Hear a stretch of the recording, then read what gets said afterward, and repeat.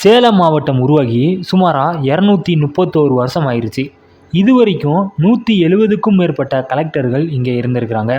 இந்த பட்டியலில் காதலிக்காக காதல் கோட்டை கட்டிய கலெக்டர் ஒருவரும் இருக்கிறாரு. அவரை பற்றி தான் நம்ம இந்த வீடியோவில் பார்க்க போகிறோம். அவருடைய பேர் ஹாரி அகஸ்டர் ஃப்ரெட்ஸ் அப்படிங்கிற ஒரு ஆங்கிலேய கலெக்டர். இவர் கல்லூரியில் படிக்கும்போதேவும் காதலில் விழுந்துடுறாரு. பேரழகியான அவங்க லண்டனை சேர்ந்தவங்க. அவங்க மிகவும் வசதியான வாழ்க்கையை வாழ்ந்துட்டு வரவங்க. ஃப்ரெட்ஸுக்கு தன் சின்ன வயசுலேருந்தேவும் கலெக்டர் ஆகணும் அப்படிங்கிறது தான் கனவாக இருந்திருக்கு. இங்கிலாந்தில் ஐசிஎஸ் பட்டம் வென்ற பிறகு தன்னுடைய சிறு வயது கனவை நிறைவேற்றுறதுக்காக தன்னுடைய உயிர் காதலியை பிரிஞ்சு இந்தியாவுக்கு வந்துடுறாரு. தன்னுடைய வேலை நிமித்தமாக தமிழ்நாட்டுக்கு காலடி எடுத்து வைக்கிறாரு.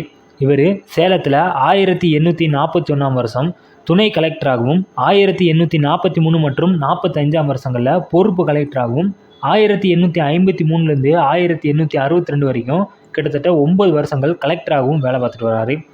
ஒருங்கிணைந்த சேலம் மாவட்டம் கலெக்டராக அவர் இருந்தபோது அதன் தலைநகராக ஒசூர் இருந்தது. லிட்டில் இங்கிலாந்து என்று அழைக்கப்பட்ட ஒசூரில் தங்கியிருந்து தான் தன்னுடைய ஆட்சி பணியை செஞ்சுட்டு வராரு. வேலைகளுக்கு இடையில தன்னுடைய உயிர் காதலியை பற்றிய நினைவும் அவரை வாட்டி வதைக்குது. காதலியை திருமணம் செய்து ஒசூருக்கு கூட்டிகிட்டு வந்தா என்ன அப்படின்னு நினைக்கிறாரு. தன்னுடைய ஆசையை கடிதம் மூலமாக காதலிக்கு தெரியப்படுத்துகிறாரு. காதலியிடம் இருந்து வெகு விரைவாகவே பதில் கடிதம் கிடைக்குது. அதை பார்த்த உடனே அவருக்கு ரொம்பவே சந்தோஷம். ஆனால் அந்த மகிழ்ச்சி அந்த கடிதத்தை பிரித்து படிக்கும் வரைக்கும் தான் இருந்துச்சு. அந்த கடிதத்தில் என்ன எழுதிருந்துச்சு அப்படின்னா, இங்கே நான் எப்படி நான் வாழ்ந்துட்டு வரேன் அப்படிங்கிறத நீ நேரடியாக பார்த்துருக்குற. இத்தனை காலமும் நான் செல்வ செழிப்போட சகல மரியாதைகளோட அரண்மனையில் வாழ்ந்துட்டு வரேன். நீ இப்படி கூப்பிடுற அப்படின்னு அந்த ஊருக்கு நான் கிளம்பி வந்தேன் அப்படின்னா என்னுடைய சௌகரியமான வாழ்க்கை எப்படி இருக்க முடியும்? நான் வசதியாகவே வாழ்ந்த பொண்ணு.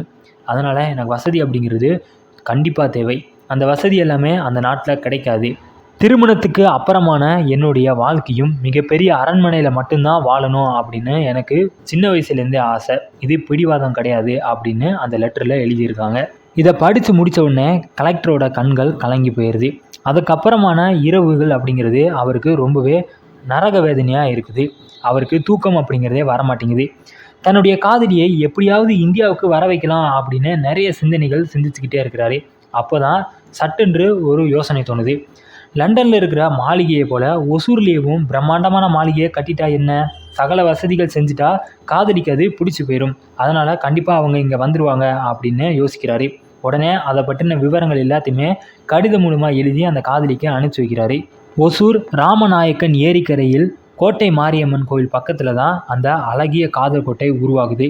ஹாமில்டன் அப்படிங்கிற ஆங்கில பொறியாளரின் மேற்பார்வையில் அந்த அழகோவியம் எழுப்பப்படுது.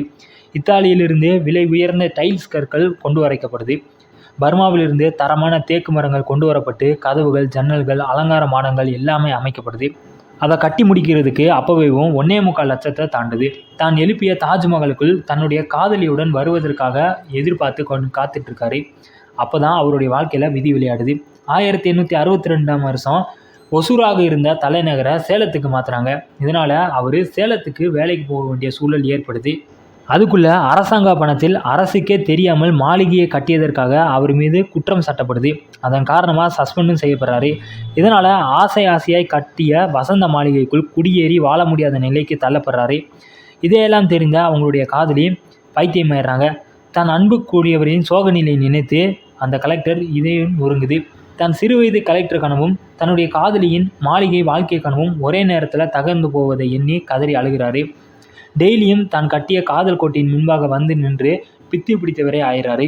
ஒரு நாள் அந்த கோட்டையின் முன்பாக தன் ஆசையாக வளர்த்து வந்த நாயை சுற்று கொண்டு விட்டு தானும் தற்கொலை செஞ்சுக்கிறாரு. அவருடைய காதலி கடைசி வரைக்கும் இந்தியா வர முடியாமல் போனதோடு அவங்களுடைய முடிவு என்ன ஆனது அப்படிங்கிறது கூட தெரியாமலே போயிடுது.